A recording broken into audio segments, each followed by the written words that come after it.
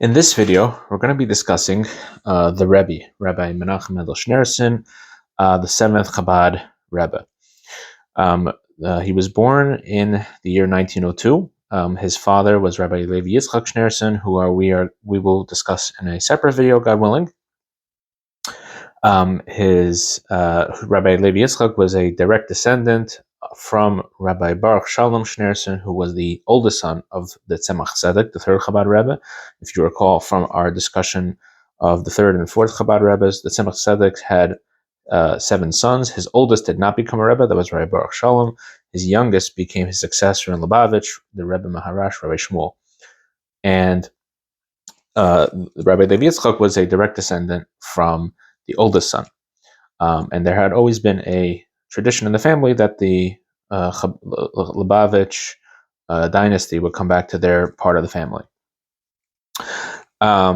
So his mother, Rebbe Chana, she was a descendant of 2 very special Hasidim. Her father was Rabbi Meir Shlomo Yanovsky. He was the Chabad rabbi in the city of Nikolaev in Russia. Today is part of Ukraine. And her grandfather, or his grandfather, I should say, meaning Rebbe Chana's great-grandfather, was a special chassid of the Tzemach Tzedek and the Rebbe Maharash, whose name was Rabbi Avram David Lavut. He did a tremendous amount of research on the Alter Rebbe, Rabbi Shneur Zalman's Siddur. He was the first one to really go into researching the uniqueness and the laws that he writes in his Siddur. And a very important Chabad rabbi, also in the city Nikolaev, was succeeded by his grandson, Rabbi Meir Shlomo, who's the Rebbe's grandfather. He had, when he was born, I should say, the Rebbe Rashab, who was the Rebbe at the time, the 5th Chabad Rebbe, Rabbi Shalom David Schneerson, he sent 5 telegrams on that day with special instructions for the child, something he did not do for any of their other children. Obviously, the Rabbi Levi Yitzchak was a close chassid of the Rebbe Rashab, and we'll discuss that again in a separate video, but they had this close relationship, and for his oldest son, he got special instructions about how to care for the child. Eventually, they were the Rebbe was born in the city Nikolaev, where in his grandfather's home. They lived in, as was the custom at the time. After they get married, they moved into an addition or an apartment next to their in-laws. And in Nikolaev, eventually, about the age of 7 to 9, around that age, Rabbi Levi Yitzchak took a job as the rabbi of Yekaterinoslav, which another city in Russia, in that part of Russia and Ukraine area, and he was the rabbi there until 1939. And basically, at that time, there were other rabbis in the 1907, 1909, around then, maybe even a little later, 1910. There were still some rabbis left in Russia, but later, obviously, once the communists came to power, he ended up being the only rabbi in that town. Now, the town is also known as, was changed by the communists, changed the name. Yekaterinoslav means like the city of Katerina, which means it's the Catherine the Great. So obviously, this communist didn't like that. They changed the name to Dnepropetrovsk, which means like a city that's on the water, the river Dnieper, which goes through that area. And today, I believe they just call it Dnieper, named after that river. So in case you might hear different names for that city, that is the reason why. As a young boy, the Rebbe was given private tutors for him and his brothers. He had 2 younger brothers. His younger brother, he had a younger brother, Label, and a younger brother, Beryl. Beryl tragically was killed by the Nazis, as was the Rebbe's grandmother as well, was killed by the Nazis when they came through Russia and Ukraine. And the Rebbe's brother Label actually had his own family, but he passed away in the early 1950s at a relatively young age. So going back to their youth, there's a lot of stories about the Rebbe and his brothers. He was considered a genius even at a young age, a tremendous prodigy. All the brothers, they all had their own style of, their father was a big Kabbalist. The Rebbe was into Chassidus. His brother was into mathematics and philosophy. So a lot of a very intellectual household. These people would have competitions about, Rebbe and his brothers would have competitions about who could learn languages faster, all kinds of amazing things. He also, there's stories about when they were young children, they went through a lot. There were pogroms. Sometimes the Rebbe, at a young age of 2 or 3, 4 or 5 years old, would have to hide in a bunker from an invading force. And there are stories of him calming other children down. The Rebbe also witnessed at a young age his mother taking in people and caring for people who were refugees in World War I. This is 1917, 18, 19, 20, around then, maybe even earlier. And he saw the chesed, the kindness with his parents. He took care of people. And being the rabbi of that area, they literally took care of people's physical needs, food, clothing, shelter, helping them with people who needed help, escaping. And because again, if you had a Polish passport or the wrong passport, whatever it might be at that time, you were considered a potential enemy. And it was a very difficult time, World War I, for the Jewish people, as most wars in Russia were. Eventually, the Rebbe, at the age, he never went to a formal yeshiva. He also never met the Rebbe Rashab. He passed away when he was about 17 or 18 years old. He never he wanted to go. The story goes that he wanted to go to see the Rebbe Rashab. His father was a close cousin of the Rebbe Rashab, and his father would travel to Lubavitch to see the Rebbe Rashab and the yeshiva and everything. However, there seemed to be that they didn't allow it. That the Rebbe Rashab and the and his father, Rabbi Levi Yitzchak, did not allow him to go to Lubavitch. And later, once he already became the Rebbe, many years later, he said he was happy that he never saw the Rebbe Rashab because it might have interfered with his connection with his father-in-law, the previous Rebbe, as we will see soon. So at the age of about 20, in 1923, again, the Rebbe Rashab passed away in 1920, so this is a few years later, he finally meets the previous Rebbe. And already then, it seems that the shidduch was suggested between the Rebbe and the previous Rebbe's oldest daughter, middle daughter, Rebbe Simchai Mushka. And he went to, eventually they came to an agreement for the shidduch, and he became the future son-in-law of the previous Rebbe. However, the wedding did not happen immediately.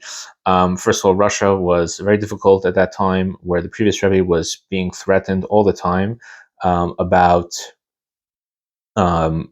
because of his activities in trying to help strengthen Judaism in Russia. And eventually in 1927, he was arrested, as we discussed previously in the video about the previous Rebbe. And the Rebbe was very involved in that arrest and helping the word get out of Russia that the previous Rebbe had indeed been arrested. It seems that he was involved in that. The story goes that the Rebbe was actually walking on the street in the middle of the night, or it wasn't that late, let's say 11, 12 o'clock, when the NKVD at the time arrested the previous Rebbe, and that Rebbe Chaim Mushka, his future bride, yelled out the window, "Schneerson, we have guests."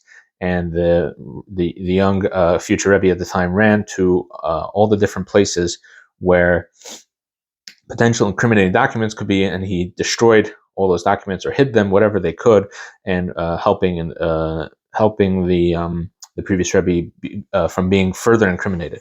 It seems that till today we don't really know what exactly the Rebbe's involvement was. Again, in that time, Russia was very secretive, and even after they left Russia, they were very secretive and afraid of incriminating people who were still behind in Russia. So therefore, till this day, we don't know exactly what the Rebbe's involvement was. We know he was very involved. We just have these few anecdotes, but it seems that he was behind a lot of the behind the scenes of getting the previous Rebbe released, which he eventually was, as we discussed previously, on the 12th day of Tammuz. And when the previous Rebbe left Russia later that fall, after the Tishrei holidays, after Simchas Torah in 1927, late 1927, one of the conditions was that he should take his future son-in-law with him. And the Russian government said, why don't you'll find another son-in-law. And he said, for someone like this, I can't find anywhere else. And indeed, the Rebbe was given an exit visa to leave Russia, and parted from his parents, and he never saw his father again. Very sad part of the story. Eventually, the Rebbe settled down in Berlin. It seemed that even though the previous Rebbe lived in Riga, the Rebbe could not get could not get travel documents or I'm sorry, residency documents in Riga. Instead, he was on a student visa in Berlin, and he attended some colleges there. He also attended some rabbinical seminaries there. In order to get credits towards so he could become a college student, so he could get a visa. And eventually, in 1929, the Rebbe and the Rebbitzin got married in Warsaw. Now, the reason that the wedding got so delayed was because they thought that maybe there was a chance that the Rebbe's parents could get an exit visa to come for the wedding, a temporary exit visa that never. Once they realized that that was not going to happen, they scheduled the wedding. And in 1929, in the winter of 1929, I should say the winter of 1928, in the Hebrew it's Tafresh Peites, the Rebbe and the Rebbitzin were married. The reason why that wedding was in Warsaw, even though at the time the previous Rebbe was living in Riga, was because Warsaw was that was the Jewish hub at the time. All the great rabbis and leaders of that generation and the next generation were there, and the previous Rebbe really wanted to have a big wedding, and somehow miraculously he got the money in order to do that, and he was able to make a big wedding and invite all these rabbis and kind of introduce them to his son-in-law, which then occurred for his other two daughters who did get married. The weddings were extremely simple, but for whatever reason, the previous Rebbe wanted that the Rebbe's wedding should be this tremendous simcha, and it really was a wedding for the ages. After the wedding, they settled in Berlin, eventually moving to Paris again on a student visa, and they were always constantly visiting the previous Rebbe's court, whether it was in Riga for the holidays like Pesach and Rosh Hashanah and Sukkot. But they couldn't, for some reason, they weren't able to get a permanent residency, or it could be also that the Rebbe wanted to be a little bit outside of the court. It's not clear exactly why they didn't live there. It seems that it was related either to documents or the Rebbe's wish that he wouldn't be dragged into communal work and he could focus on his own Torah study and prayer. However, he was dragged into communal work. There were times in Riga where he was officially the previous Rebbe's secretary. Again, the previous Rebbe, many of his Hasidim were left behind in Russia. He didn't have a lot of people in order to help him. So the previous Rebbe relied on his son-in-law for literally to be his secretary and help him with his activities, and sometimes in Riga. He also helped with writing scholarly journals when the yeshiva was in Warsaw, called the Hatamim Journal. He was involved in that. In 1932, the previous Rebbe was diagnosed with later what become known as multiple sclerosis. Eventually, they found that it was multiple sclerosis, and he also suffered from Parkinson's and many other unfortunate things that he suffered from after suffering at the hands of the communists. So the Rebbe was very involved in Paris when he lived in Paris. For sure, we have letters of him sending medications to the previous Rebbe. The previous Rebbe came to France to go to sanitariums and treatment facilities. So it seems that the Rebbe was very involved in the previous Rebbe's health and taking care of that. He also was trying to help his parents in Russia. In 1938, his father was arrested right before Pesach and was subsequently jailed and then exiled, and eventually died in 1941 while in exile at the hands of the communists. So at that time, when his parents were in this situation, even before his father was arrested, he was trying to send any money he could, coupons for food, basic necessities, clothing, shoes, soap, anything he could send to his parents in order to help them. He was trying his best to do that. So that was kind of what he was doing in Paris. He was involved a little bit with the local Jewish community. Officially, he was enrolled in university, which he attended the basic bare minimum in order to pass grades, as he got a degree as an electrical engineer. Eventually, he was involved with his father-in-law, helping his father-in-law with his activities and his health concerns, and trying to help his parents. In 1941, once the Nazis came to power in France, they had to flee beyond the scope here of the exact story, but basically they had to go to running away from the Nazis, different parts of France, and eventually they got onto a ship, and they were able to, and they arrived in New York on the 20th day of Sivan, I believe it was July 4th, definitely around that time, June or July in 1941, they arrived in New York, and joining his father-in-law who had come a year earlier, and right away the Rebbe was given four jobs to um, lead the Hasidic be involved in the Hasidic court in New York. This was in addition to the fact that during the war, the Rebbe took upon himself to be involved in the war effort and was an electrical engineer in using his electrical engineering expertise in the Brooklyn Navy Yard at that time as well. So the Rebbe was involved in that. He also was, so the four jobs he was given was, he was in charge of the Jewish publishing by the Chabad Jewish publishing house called Kehas. He was in charge of Merkaz L'Inyanei Chinuch, which was the Jewish education and outreach. He was involved with Machane Yisrael, which at that time was for already religious Jews to strengthen their commitment to Judaism. And number four was the Chevra Kadisha, the burial society, the Chabad communities burial society, and involved in purchasing the cemetery plot in Montefiore, the Montefiore Cemetery in Queens. And those ended up becoming the Rebbe's life. These four jobs, he took them to took them to the next level. They were publishing and sending out these Talks and Tales, which was a periodicals. He was involved in publishing Hasidic works. He was also very involved in his father-in-law's, again, his health. His health deteriorated while in New York, obviously, until his passing in 1950. There was a stroke in 1945 that seriously debilitated the previous Rebbe, and he needed constant help. Even just understanding him was very difficult at times. So there were a few of the Hasidim, including the Rebbe, who was able to help people understand what the previous Rebbe's words. So he was involved in that. He was constantly involved in all activities of Chabad at that time in America, until his father-in-law's passing in 1950. After his passing, the Rebbe was absolutely devastated. In one way, at the same time, he immediately took a leadership role in guiding the Hasidim and telling them what they had to do. And from the moment that the previous Rebbe passed away, it was very clear that the Rebbe was going to be a successor. And eventually, a year later, in 1951, after a year of pleading from the Hasidim, and a whole, again, beyond the scope of this video, but the Hasidim, sometimes Rebbe would answer them questions, sometimes Rebbe would tell them to go to the previous Rebbe's graveside and ask their questions. Throughout the whole year, a very long, dramatic year, the Rebbe agreed to accept the leadership of Chabad at a Farbrengen at the first yard sale of the previous Rebbe on Yud Shvat, 1951. That's January 1951, and the Rebbe set out his mission statement. He said that we are the seventh generation since the Alter Rebbe, since the founding of Chabad, that we are the seventh generation, and this is the generation that's going to be the last generation of exile and the first generation of Geula, of redemption. And this was something that became one of the themes of the Rebbe's leadership, was that we are on the cusp of Mashiach, and we have to do everything we can to bring Mashiach.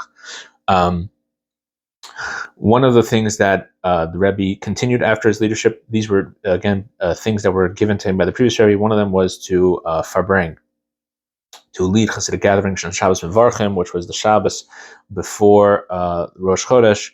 So that was something that the previous Rebbe had instructed him to do once he came to America, and that was something he kept until pretty much for the rest of his life. Every Shabbos Mevarchim there would be a farbrengen.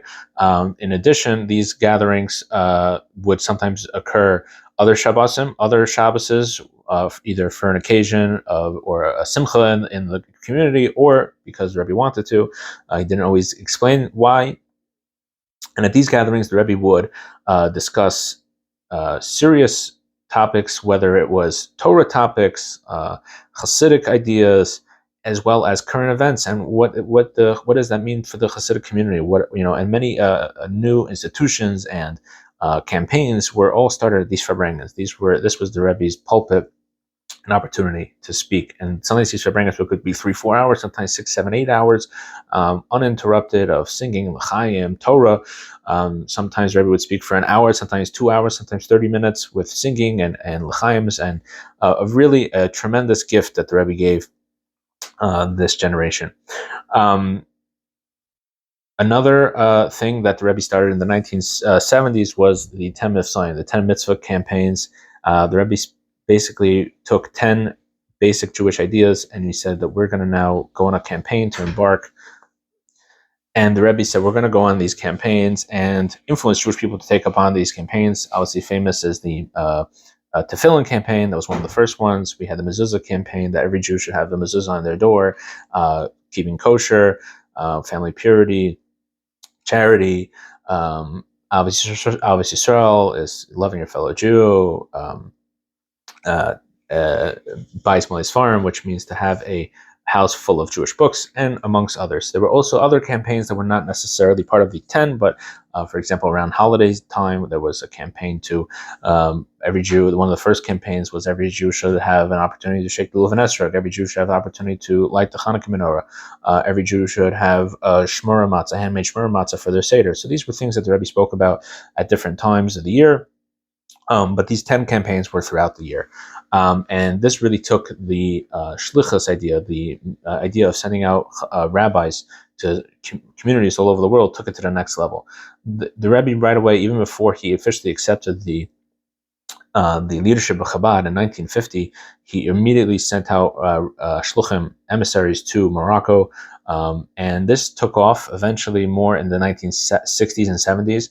The Rebbe sent rabbis to Italy, to all over America, here in Minnesota, Detroit, Miami, California, and eventually it became its own thing. And the Rebbe started to delegate these tasks that not even the Rebbe himself wasn't even involved anymore in sending out rabbis.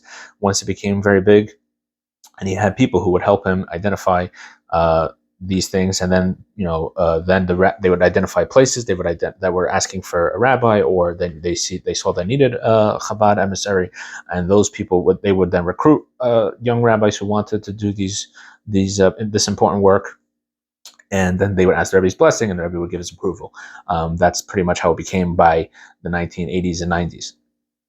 And again, we had a tremendous expansion of Chabad activities throughout the world, and Chabad became not just this small Hasidic group, but it became, of really just refugees and Holocaust survivors and communist refugees. It became this global movement of people, young people who wanted to change the world, to bring Mashiach. That was the goal, and that is the goal.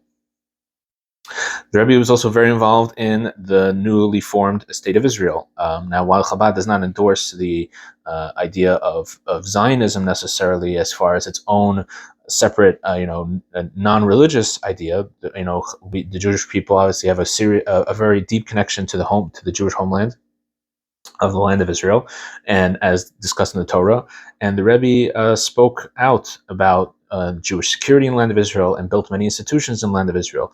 The previous Rebbe had started Kfar Chabad, which was a small town in near Tel Aviv, agricultural town, and the Rebbe took it to the next level of making it a center of outreach for Israel, and encouraged many other Chabad neighborhoods being built in Petach Tikva, Yerushalayim, Lud, and others.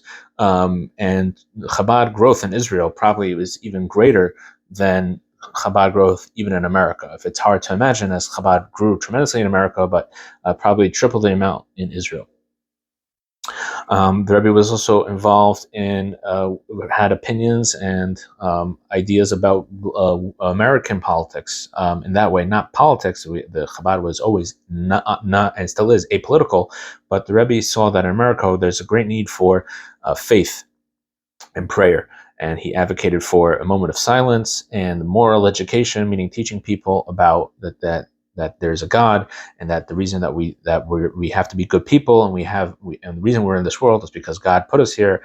And these ideas eventually were culminated in the president of the United States. I believe Jimmy Carter was the first president to do so, declared the Rebbe's birthday, education and sharing day, something that is done now every single year by every single president of every single party, and is done locally by many states and many other countries, that the Rebbe's Hebrew birthday is declared every single year as Education and Sharing Day in recognition of the Rebbe's work in education, specifically in advocating for not just educating people in skills, but in morality.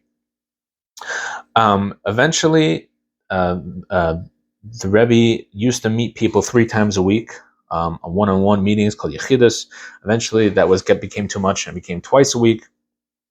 Eventually, in the late 1970s, after the Rebbe had a serious heart attack, and the early 1980s, yechidus totally stopped, and that was changed to a couple of other things. So first of all, the Rebbe had a tremendous correspondence with people.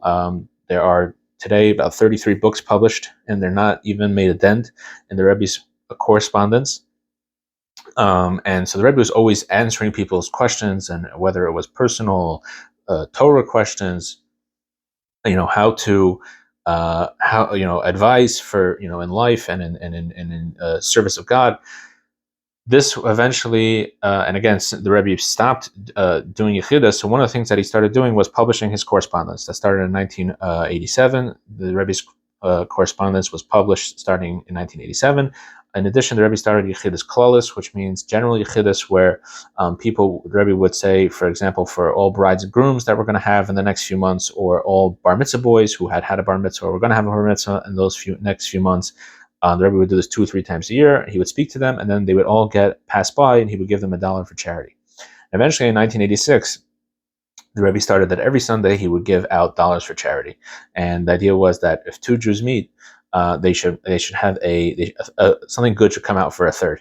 And the dollars for charity became famous, and from 1986 through the winter of 1992, the Rebbe gave out every single Sunday, in addition to giving out Tanya's sometimes, or other booklets, Hasidic booklets, giving out a honey cake before Yom Kippur, giving out matzah before Pesach to certain people, and many other distributions that the Rebbe gave out. And sometimes the Rebbe gave out dollars after evening service for other occasions. And the Rebbe became probably one of the most accessible Jewish leaders in the history of the world. And thousands and thousands of people pass by to get $1 and a blessing, and something, they would have a few seconds to say, to ask a question or to ask for a blessing, and the Rebbe would sometimes answer, and in this way he was able to connect with the entire Jewish community. In 1988, the Rebbe's wife, the Rebbe Chaim, the daughter of the previous Rebbe, passed away, and things changed a little bit after that. First of all, the Rebbe stopped speaking. Doing farbrengen, I should say, during the week. He would speak during the week, but not as a farbrengen. He would say, let's say, a 30 or 40 or an hour. He would speak for an hour or so, even less. But he would no longer farbrengen during the week. So no longer were there farbrengens that were on videotape or audio tape, because they were on Shabbos. But at the same time, the Rebbe started speaking every single Shabbos. That was something from 1988 through the winter of 1992. And eventually, the Rebbe also stopped saying Hasidic discourses. However, there was a tremendous amount of printing of the Rebbe's teachings from previous years, and he would edit them. That was something that picked up in those years, editing his Hasidic teachings, and the Rebbe also started giving out dollars after in the evening. Sometimes that happened a little more. He would go pray at his father-in-law's resting place a lot in those years, in his final years.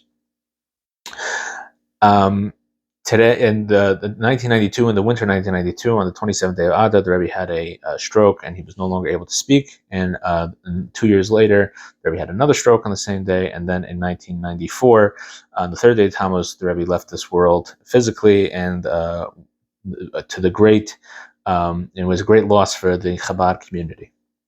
However, the Rebbe's legacy lives on. The Rebbe's Torah still has not fully been published in its entirety. There's still, every few months, more volumes of the Rebbe's letters, answers, farbrengens, audio